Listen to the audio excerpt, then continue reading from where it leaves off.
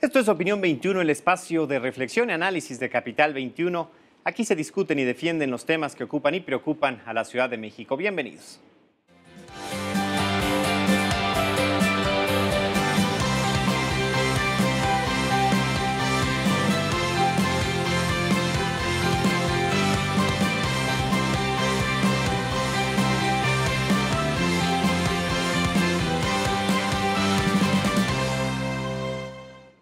Washington-Moscú, la nueva ruta diplomática, es el tema de esta noche aquí en Opinión 21 y para discutirlo, para abordarlo, nos acompañan dos personalidades a quienes me permito presentar. Él es el doctor Francisco Gil White, quien es antropólogo social, académico del Instituto Tecnológico Autónomo de México, el ITAM. Doctor, bienvenido. Gracias. Está también con nosotros la maestra Raquel Saed Grego, quien es internacionalista, académica de la Universidad Iberoamericana Campus Ciudad de México. Maestra, bienvenida. Hola, ¿qué tal? Y antes de entrar en conversación, vemos la siguiente cápsula. Entre 1945 y 1991, periodo comprendido entre el fin de la Segunda Guerra Mundial y la disolución del bloque socialista, Estados Unidos y la extinta Unión Soviética vivieron un periodo de tensión política, militar, económica, científica y social. El fin de la llamada Guerra Fría no significó necesariamente una nueva relación entre ambas potencias. La irrupción de la figura de Donald Trump en la política estadounidense ha marcado tiempos sin precedentes en la relación entre Washington y Moscú. Las primeras expresiones se dieron durante la campaña, cuando el republicano y el presidente Vladimir Putin intercambiaron expresiones de admiración y respaldo. Acusaciones de la posible intervención rusa en la elección presidencial de noviembre, el nombramiento de Rex Tillerson como secretario de Estado, así como las intenciones de cooperación, sugieren el surgimiento del eje inédito entre la Casa Blanca y Moscú. ¿Cuáles podrían ser sus alcances? ¿Estamos ante un nuevo orden geopolítico?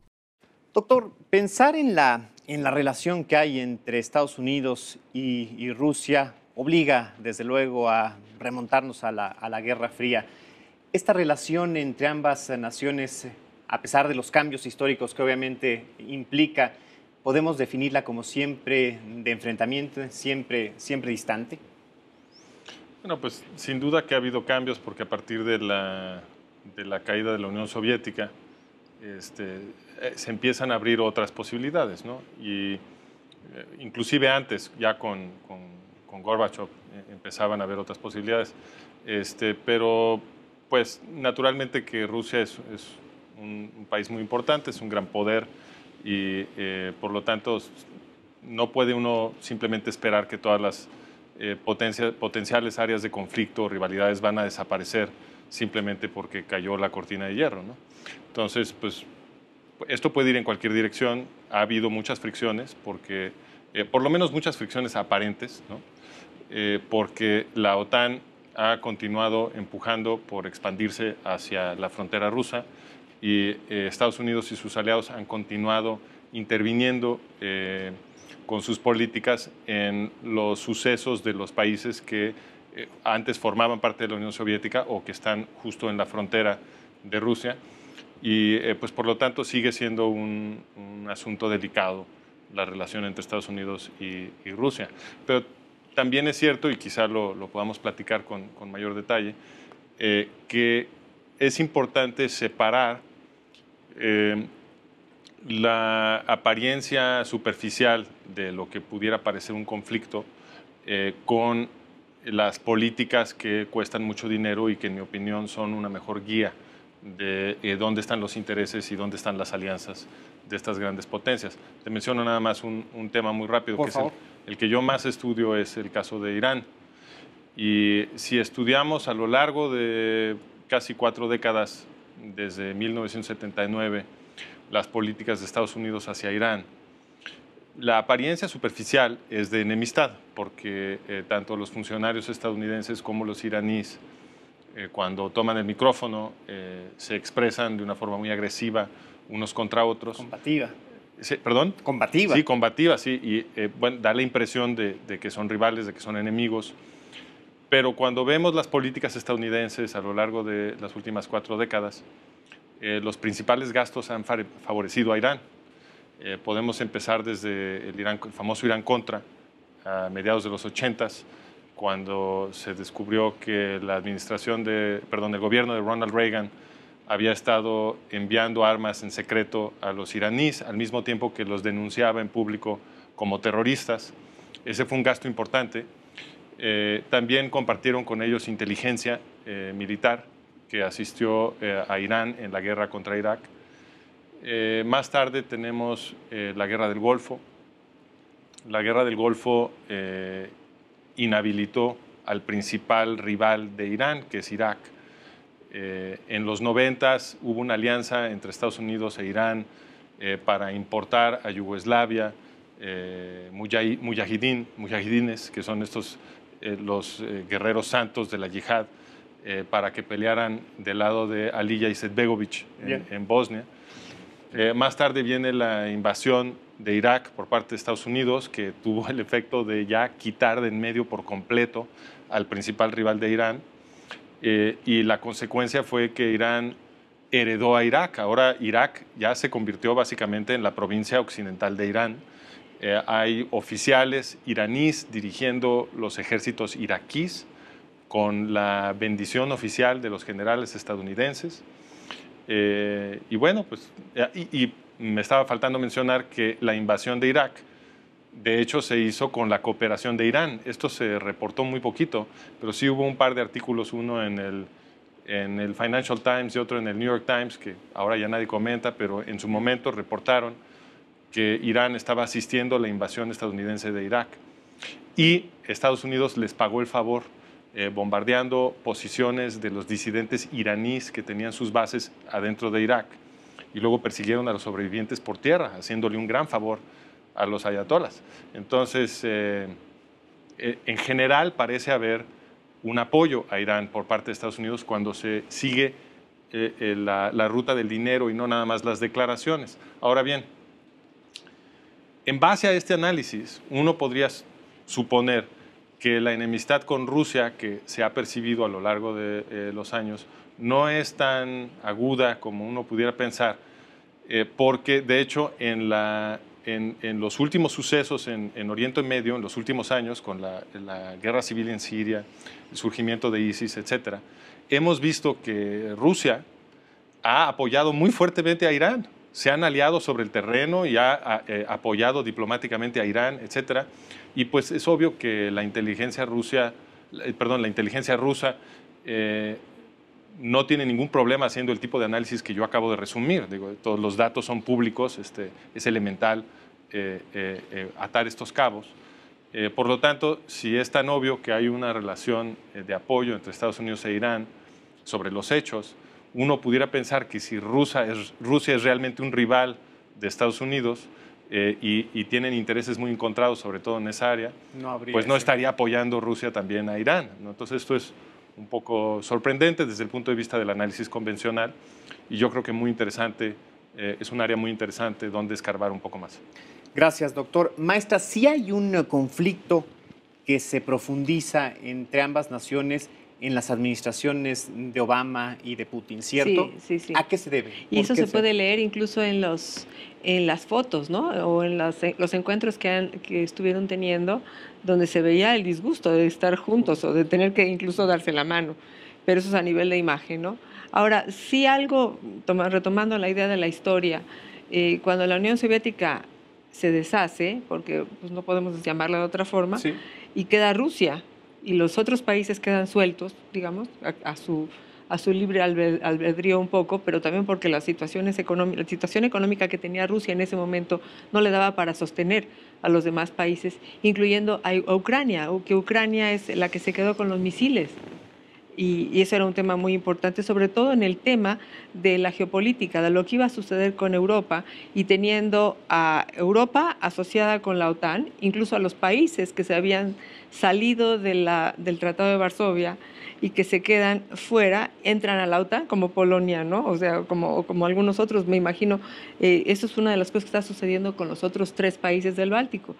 Y a la hora de que se deshace la Unión Soviética y estos países se empiezan a reorganizar y tener como un paraguas que los sostenga, entonces Rusia se queda como aislada. Ni modo que vamos a incluir a Rusia cuando la OTAN está creada especialmente para defenderse de los ataques de bueno, de Rusia en este caso, ¿no? Porque antes era de todo el bloque.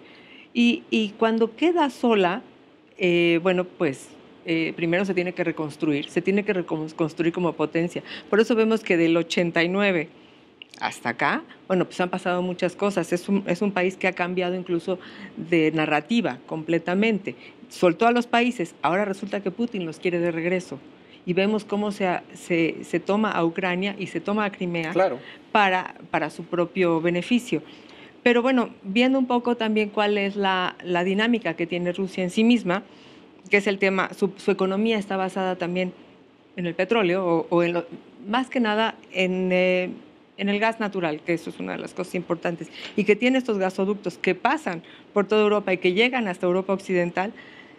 Bueno, pues cuando se apropia de Crimea, vienen las sanciones. Y pues no te puedes quedar con Crimea, porque si te quedas con Crimea, estás rompiendo con ciertos tratados que hemos establecido. Y como a Putin pues realmente no le importa mucho lo que le digan, entonces se adueña de esto y le imponen las sanciones, incluyendo que su gas no puede llegar hasta donde tiene que llegar. Y es donde Estados Unidos pues pone como una barrera en muchos sentidos, con Francia, con Inglaterra, con Alemania. Y pues ahora con Trump nos encontramos con una situación totalmente diferente, donde vemos que incluso el secretario de Estado es alguien amigo de Putin en relaciones comerciales, muy claramente, por viene de la iniciativa privada y está asociado con varias de las formas en que ellos hacen su economía. Y también nos encontramos uno de los jefes de campaña de Trump, que era Paul, no recuerdo ahorita el nombre, pero Manafort. Ajá. Él pues es una persona que está muy cercana al gobierno de Putin y de alguna manera, mientras fue jefe de campaña de Trump, pues obviamente tuvo que tener relaciones directamente con Rusia. Ahora, este acercamiento y esto justo en tiempos de campaña, doctor, ¿era un interés en la figura de Trump o un miedo a la figura de Hillary Clinton, que recordemos fue feroz en sus tiempos de secretaria de Estado en contra de Rusia? Acordémonos de aquella primavera árabe y también del Partido Demócrata. Bueno, es que justamente pienso yo que esa ferocidad debe ponerse en entredicho, porque al mismo tiempo que aparentaba semejante ferocidad, estamos viendo que Rusia le estaba haciendo el juego a Estados Unidos de apoyar a lo que en realidad ha sido su cliente, que es el Estado iraní, ¿no? Podemos verlo en otras cosas también. Podemos ver a la administración de Obama repitiendo en voz alta una y otra vez que están combatiendo el terrorismo islamista, el yihadismo, como lo llamamos, etcétera. Pero cuando estudiamos los hechos de los gastos tremendos que hace Estados Unidos en Oriente Medio y de los movimientos diplomáticos que hace, lo que vemos es que ISIS es una consecuencia de políticas estadounidenses, ¿no? ISIS, los principales líderes de ISIS todos salieron de las prisiones militares de Estados Unidos en Irak, en donde permitían que los yihadistas reclutaran y enseñaran la yihad y forzaran a otros presos a unirse al movimiento. Y cuando desmantelaron ese sistema de prisiones, simplemente los dejaron ir, y eso luego se convirtió en ISIS. Entonces yo creo que es muy importante separar la apariencia de la realidad. Y en el análisis geopolítico siempre nos empantanamos cuando tratamos de empatar la representación del mundo con las representaciones que hacen los mismos funcionarios. Yo creo que es mucho mejor simplemente ignorar las afirmaciones que hacen ellos al micrófono y estudiar en dónde se están gastando el dinero y qué resultados se están obteniendo y qué tanta consistencia hay en las políticas de una etapa y de la que sigue. Yo no veo realmente todavía un giro muy importante en las políticas de Trump respecto a las de Obama, y no soy el único en notarlo. Sin duda, el discurso de Trump fue muy distinto y se presentaba al público como un gran contraste con Hillary. Pero en los hechos yo todavía no he visto nada que sugiera un gran viraje en las políticas de Trump. Y doctora, en estas lecturas segundas que podemos hacer de la realidad o de los hechos que se nos marcan en el seguimiento de los medios, en lo que se ve a través de las coberturas, podemos interpretar que más allá de los ojos de Trump y de su equipo, usted hablaba de Rex Tillerson, lo que está puesto en Rusia son sus carteras y de ahí también el interés o ciertos intereses en los discursos y en los acercamientos? Pues ahí se ve que hay intereses, ¿no? Por todos lados, sobre todo en temas comerciales y de favorecer a la política de Putin, que eso es uno de los temas más importantes. Porque la política de Putin es la que parece que está dando la pauta de lo que se tiene que hacer.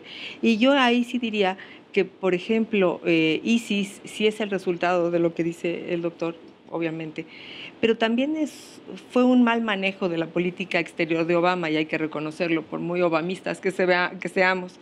Sí hubo ahí un retraso en cuanto a intervención. Él, desde el principio de su administración, él había dicho que iba a empezar a retirar, que de hecho venía desde la administración Bush, que ya se iban a retirar poco a poco de Irak y que ya no iban a tener más presencia. Sin embargo, surge ISIS un poco por esta deficiencia en la política exterior y pues no le queda más que dejar un poco más de tropas. De hecho, manda más tropas en el 2014 y poco a poco se tiene que retirar. Pero no hay una verdadera intervención para que ISIS se acabe. Y ISIS va creciendo, sí. Y va creciendo también por todos los conflictos que hay en Medio Oriente, que incluyen a los kurdos que están en Turquía, las franjas estas que buscan su independencia.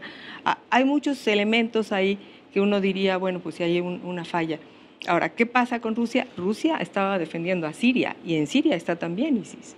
Y fuerte, ¿no? Entonces ya vimos ciudades devastadas, como una ciudad tan importante como Alepo está totalmente devastada, y todo el tema de los refugiados, que eso también incluye este nuevo tratamiento y esta nueva política con Rusia.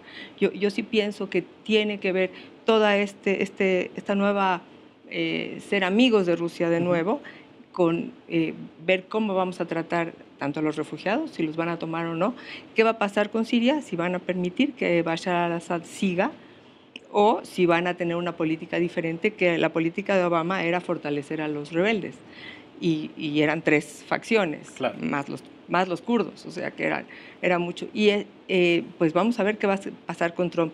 Yo sí considero que hay una diferencia con el tema de Trump, y la diferencia que yo veo es, en cuanto firmó sus acciones ejecutivas, una de las cosas importantes es que vimos lo que pasó en los aeropuertos, ¿no? Bloquearon las entradas, sí, de los musulmanes de 7 países que, aunque Obama lo había dicho, de cualquier forma, Obama nunca bloqueó de esta manera, o no hubo esta ejecución tal como se vio.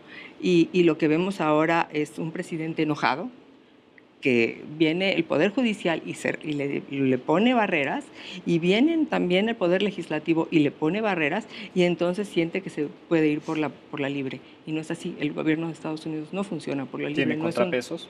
No es un régimen presidencialista ni tampoco monárquico como en otros países. Así que es como... Ahora que sale el conflicto en Siria, ¿qué podría pasar ahí, doctor? Y también, por ejemplo, con algo muy significativo, y también las declaraciones y los intereses de ambas naciones, el conflicto árabe-israelí. Bueno, en Siria la posición de Rusia ha sido apoyar al gallo de Irán, que es Bashar al-Assad, sí, ¿no? Entonces, pues ahí, en el vacío que crea Estados Unidos, que no es precisamente un vacío porque, como antes decíamos, la creación de ISIS responde a políticas estadounidenses, y ahí además hay que anotar que Estados Unidos estuvo apoyando a una facción de rebeldes sirios, como los llaman, que se suponía que eran demócratas, pero que después de recibir entrenamiento y armas de Estados Unidos se unieron en masa a ISIS, lo cual pues parece ser otro apoyo al mismo eje Siria-Irán que estábamos mencionando hace unos momentos. Entonces, pues, ¿qué va a pasar en Siria? Bueno, pues es imposible predecirlo, pero con el apoyo de Rusia y de Irán, es difícil que Bashar al-Assad sea totalmente derrotado. Entonces, por lo pronto, se puede esperar una especie de empate entre ISIS, por un lado, Bashar al-Assad, la colección de rebeldes que no son ni de uno ni del otro, por el otro lado, y los rojabanos en el norte de Siria, que tienen el único movimiento que merece apoyo occidental, en mi opinión. Es un movimiento que ha defendido la emancipación de la mujer, único en el mundo musulmán, la democracia participativa, la subsidiariedad, el parlamentarismo, en fin, es un movimiento totalmente occidental, moderno, que desgraciadamente ha recibido cero apoyo de las potencias occidentales, pero se han logrado defender porque pelean muy bien y han logrado no solamente un empate, sino que de hecho le han ido quitando territorio a ISIS, son los que mejor pelean contra ISIS. Entonces ahí yo creo que en el corto plazo podemos esperar que continúe el empate. Sí. Pero además el conflicto, ¿no? Obviamente. Sí, por supuesto. Y en el conflicto árabe-israelí, pues nuevamente yo creo que las apariencias son muy distintas a la realidad. Entonces, y el problema aquí es que para verlo hace falta mucha información que el público generalmente no tiene, ¿no? Podríamos mencionar muchas cosas, pero como hemos estado hablando de Irán, voy a mencionar el dato que a mí me parece más estratégico, que ya nadie recuerda, aunque estuvo en la primera plana del New York Times en 1979. Y ese dato es que OLP Fatah, es decir, lo que ahora llamamos la Autoridad Palestina, sí, fue el creador del régimen teocrático terrorista iraní de Ayatollah Khomeini. OLP Fatah entrenó y armó a las guerrillas de Khomeini. Arafat y Abbas fueron los primeros dignatarios internacionales en ser invitados a Teherán para celebrar con Khomeini el triunfo de la revolución. Ahí inmediatamente se pusieron a ayudar a Khomeini a crear su policía política, Savama, y luego lo ayudaron a crear la Guardia Revolucionaria Iraní, que es la que protege el régimen y exporta terrorismo a todo el mundo, es la creadora de Hezbollah. Y es esta misma organización, OLP Fatah, que ahí en Teherán anunció que la estrategia sería prometer paz para poder entrar a Israel y desde dentro destruirlo, la que Estados Unidos insistió entrar a Israel. O sea, el gobierno de Estados Unidos le hizo el juego a OLP Fatah y a Irán al presionar a Israel para que dejaran entrar a esta organización al Estado judío. Entonces, yo ahí veo nuevamente un juego geopolítico muy distinto a la apariencia y nuevamente no veo ninguna diferencia de opinión entre Rusia y Estados Unidos. Rusia y Estados Unidos ambos se profesan en público como defensores de la supuesta solución de dos estados, la cual le daría un territorio estratégico de Israel, que es Judea y Samaria, que fue declarado estratégico, es más, indispensable para la supervivencia israelí en un estudio del Pentágono de 1967. Pues están de acuerdo. Y ahora Trump está diciendo, bueno, pero yo también estaría de acuerdo con que hubiera una solución de un Estado que equivale a la anexión israelí de Judea y Samaria, pero tampoco es una propuesta de ninguna manera pro-israelí, porque si Israel se traga Judea y Samaria y lo anexa sin expulsar a OLP Fatah, pues entonces se está tragando a Irán, el Estado que promete exterminar a los judíos israelíes y destruir el Estado judío. Entonces yo aquí veo una serie de juegos, ¿no?, muy distintos a la apariencia.